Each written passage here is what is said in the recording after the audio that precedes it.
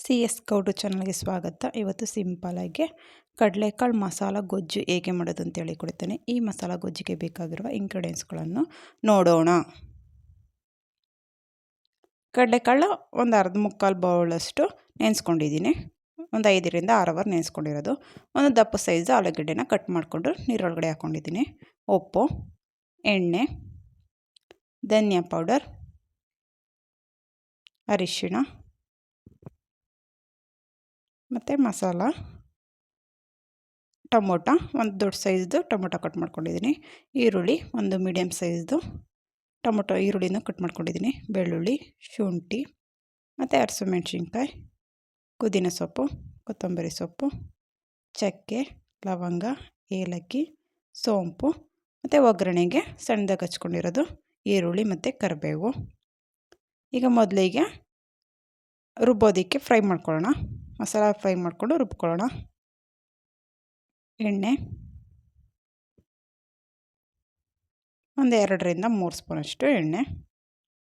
Fry ಮಾಡೋದಕ್ಕೆ ಎಷ್ಟು ಬೇಕಾಗುತ್ತೆ ಅಷ್ಟು ಮಾತ್ರ ಎಣ್ಣೆ ಹಾಕ್ಕೊಂಡಿದ್ದೀನಿ. ಮತ್ತು ಚಕ್ಕೆ, ಲವಂಗ, ಏಲಕ್ಕಿ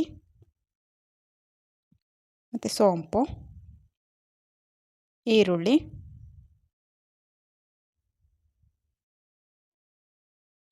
ಹಾಕ್ಕೊಂಡು ಫ್ರೈ ಮಾಡ್ಕೊಳ್ಳೋಣ. ಬೆಳ್ಳುಳ್ಳಿ, ಶುಂಠಿ, ಹಸಿಮೆಣ್ಸಿನ್ಕಾಯಿ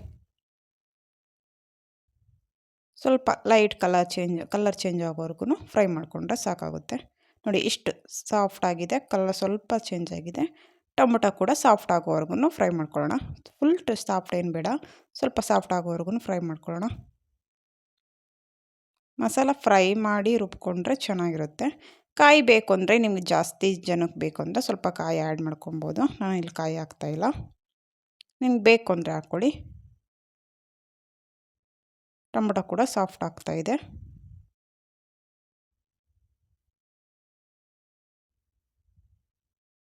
ನೀವು ಖಾರ ನೋಡ್ಕೊಂಡು ಹಸಿಮೆಣ್ಸಿನ್ಕಾಯಿ ಎಷ್ಟು ಬೇಕು ಅಷ್ಟು ನೋಡ್ಕೊಂಡು ಹಾಕ್ಕೊಳ್ಳಿ. ಮತ್ತು ಸ್ಟವ್ ಆಫ್ ಮಾಡಿ ಪುದೀನ ಸೊಪ್ಪು ಮತ್ತು ಕೊತ್ತಂಬರಿ ಸೊಪ್ಪು ಅದೇನು ತುಂಬ ಸಾಫ್ಟ್ ಆಗೋದೇನು ಬೇಡ, ಸುಮ್ಮನೆ ಮಿಕ್ಸ್ ಮಾಡಿಕೊಂಡ್ರೆ ಸಾಕಾಗುತ್ತೆ. ನಾವು ಫ್ರೈ ಮಾಡ್ಕೊಂಡಿರ್ತೀರೋ ಅದೇ ಬಿಸಿ ಇರುತ್ತೆ, ಆ ಬಿಸಿಲೇ ಫ್ರೈ ಮಾಡ್ಕೊಳ್ಳೋಣ. ನೀಟಾಗಿ ಮಿಕ್ಸ್ ಮಾಡಿಕೊಂಡ್ರೆ ಸಾಕು, ಅದೇನು ಫ್ರೈ ಮಾಡಲೇಬೇಕು ಅನ್ನೋದೇನಿಲ್ಲ. ಇದು ಆರಿದ್ಮೇಲೆ ರುಬ್ಕೊಳ್ಬೇಕು. ಆರಾಗಿದೆ, ಜಾರ್ಗೆ ಹಾಕ್ಕೊಂಡಿದ್ದೀವಿ. ಸ್ವಲ್ಪ ನೀರು ಹಾಕ್ಕೊಂಡು ರುಬ್ಕೊಳ್ಳೋಣ.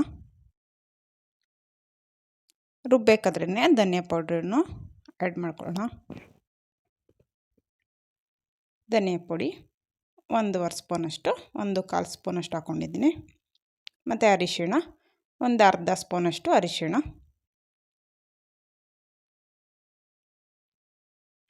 ಸ್ವಲ್ಪ ನಾವು ಫ್ರೈ ಮಾಡ್ಕೊಂಡಿದ್ವಲ್ಲ ಅದೇ ಪ್ಯಾನ್ಗೆ ಸ್ವಲ್ಪ ನೀರು ಹಾಕ್ಕೊಂಡು ಮಿಕ್ಸ್ ಮಾಡಿಕೊಂಡು ಹಾಕ್ಕೊಳ್ಳೋಣ.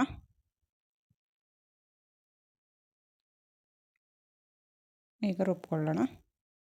ರುಬ್ಬಾಗಿದೆ. ಇಷ್ಟು ಸಾಫ್ಟ್ ಆದರೆ ಸಾಕಾಗುತ್ತೆ. ಕಲರ್ ಗ್ರೀನ್ ಕಲರ್ ಬಂದಿದೆ. ಕುಕ್ಕರ್ ಇಟ್ಕೊಂಡಿದ್ದೀನಿ. ಸ್ವಲ್ಪ ಎಣ್ಣೆ, ಫ್ರೈ ಮಾಡೋದಕ್ಕೆ ಎಷ್ಟು ಬೇಕಷ್ಟು ನೋಡಿಕೊಂಡು ಎಣ್ಣೆ ಹಾಕ್ಕೊಳ್ಳೋಣ. ಸಣ್ಣದಾಗಿ ಹಚ್ಕೊಂಡಿರೋದು ಈರುಳ್ಳಿ ಮತ್ತು ಕರಿಬೇವು,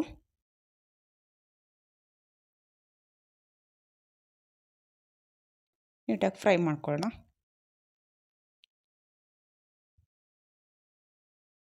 ಇದೆಲ್ಲ ಒಂದು ರೌಂಡ್ ಫ್ರೈ ಆದಮೇಲೆ ನೆನೆಸ್ಕೊಂಡಿದ್ವಲ್ಲ ಕಡಲೆಕಾಳು ಹಾಕ್ಕೊಳ್ಳೋಣ. ಕಡಲೆಕಾಳು ಹಾಕ್ಕೊಂಡು ಅದು ಕೂಡ ಫ್ರೈ ಮಾಡಿಕೊಂಡು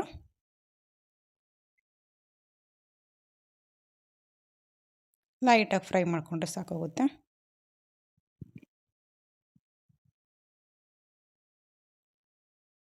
ಇದ್ರ ಜೊತೆಗೇ ಸ್ವಲ್ಪ ಇದು ಫ್ರೈ ಮಾಡ್ಕೊಳ್ಬೇಕಾದ್ರೆ ಸ್ವಲ್ಪ ಉಪ್ಪು ಹಾಕ್ಕೊಳ್ಳೋಣ. ಸ್ವಲ್ಪ ಉಪ್ಪು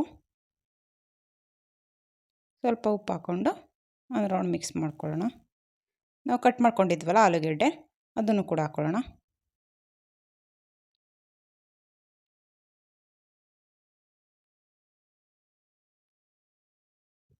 ಆಲೂಗಡ್ಡೆ ಹಾಕಿದ್ಮೇಲೆ ಫ್ರೈ ಮಾಡ್ಕೊಳ್ಳೋಣ.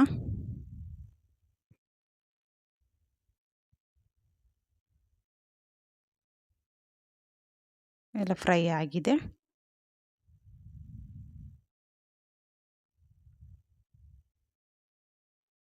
ಅದು ಕಾಳು ಮತ್ತು ಆಲೂಗೆಡ್ಡೆ ಉಪ್ಪೆಲ್ಲ ಹಿಡ್ದಿದೆ. ಈಗ ಮಸಾಲ ಹಾಕ್ಕೊಳ್ಳೋಣ. ರುಬ್ಕೊಂಡಿದ್ವಲ್ಲ ಆ ಗ್ರೀನ್ ಮಸಾಲ ಹಾಕ್ಕೊಂಡು ನೀರು ನೋಡ್ಕೊಂಡು ಹಾಕ್ಕೊಳ್ಬೇಕು. ಇದೇನು ಹಸಿ ಸ್ಮೆಲ್ ಹೋಗೋವರೆಗೂ ಫ್ರೈ ಮಾಡೋದೇನು ಬೇಡ. ನಾವು ಮೊದಲೇ ಮಸಾಲೆ ಎಲ್ಲನೂ ಫ್ರೈ ಮಾಡ್ಕೊಂಡಿದ್ವಲ್ಲ. ನೀರು ಎಷ್ಟು ಬೇಕು ಗಟ್ಟಿ ನೋಡ್ಕೊಳ್ಳಿ. ನಿಮಗೆ ಎಷ್ಟು ಗಟ್ಟಿ ಬೇಕೋ ಅಷ್ಟು ಗಟ್ಟಿ ನೋಡಿಕೊಂಡು ನೀರು ಹಾಕ್ಕೊಳ್ಬೇಕು. ಚಪಾತಿ, ದೋಸೆ, ರೋಟಿಗೆ ಇಷ್ಟು ಗಟ್ಟಿ ಇರಬೇಕು. ನೆನೆಸಿರೋದ್ರಿಂದ ಜಾಸ್ತಿ ಕೂಗ್ಸೋದೇನು ಬೇಡ. 3 ವಿಸಲ್ ಕೂಗಿಸ್ಕೊಂಡ್ರೆ ಸಾಕಾಗುತ್ತೆ. ಮೊದಲೊಂದು ಸ್ವಲ್ಪ ಕಾಳಿಗೆ ಫ್ರೈ ಮಾಡ್ಕೊಬೇಕಾದ್ರೆ ಉಪ್ಪು ಹಾಕ್ಕೊಂಡಿದ್ವಿ. ಈಗ ಇನ್ನೊಂದು ಸ್ವಲ್ಪ ಹಾಕ್ಕೊಂಡು ಮಿಕ್ಸ್ ಮಾಡಿಕೊಂಡು ಒಂದು 3 ವಿಸಲ್ ಕೂಗಿಸ್ಕೊಳ್ಳೋಣ. ನೋಡಿ, ಇಷ್ಟು ಗಟ್ಟಿ ಇದ್ದರೆ ಸಾಕಾಗುತ್ತೆ.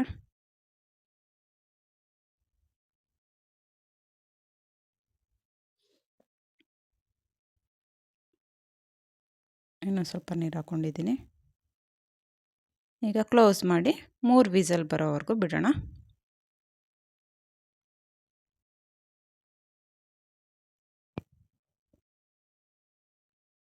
ಓಪನ್ ಮಾಡ್ಕೊಳ್ಳೋಣ. 3 ವಿಸಲ್ಗೆ ಹೋಗಿದೆ. ಇಷ್ಟು ಗಟ್ಟಿ ಬಿದ್ದರೆ ಸಾಕಾಗುತ್ತೆ. ಚಪಾತಿ, ದೋಸೆ, ಪೂರಿ ಮತ್ತು ಬಿಸಿ ಮುದ್ದೆಗೂ ಚೆನ್ನಾಗಿರುತ್ತೆ. ಇಷ್ಟು ಗಟ್ಟಿ ಇರಬೇಕು. ಇದೆಲ್ಲ ರೆಡಿಯಾಗಿದೆ. ಸರ್ವ್ ಮಾಡ್ಕೊಳ್ಳೋಣ.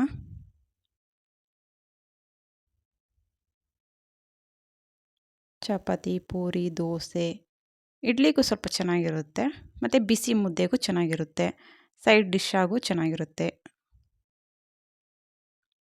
ಈ ರೆಸಿಪಿ ನಿಮಗೆ ಇಷ್ಟ ಆಗಿದರೆ ಶೇರ್ ಮಾಡಿ, ಲೈಕ್ ಮಾಡಿ, ಸಬ್ಸ್ಕ್ರೈಬ್ ಮಾಡಿ, ಪಕ್ಕದಲ್ಲಿರೋ ಬೆಲ್ ಬಟನನ್ನು ಪ್ರೆಸ್ ಮಾಡಿ. Thank you friends.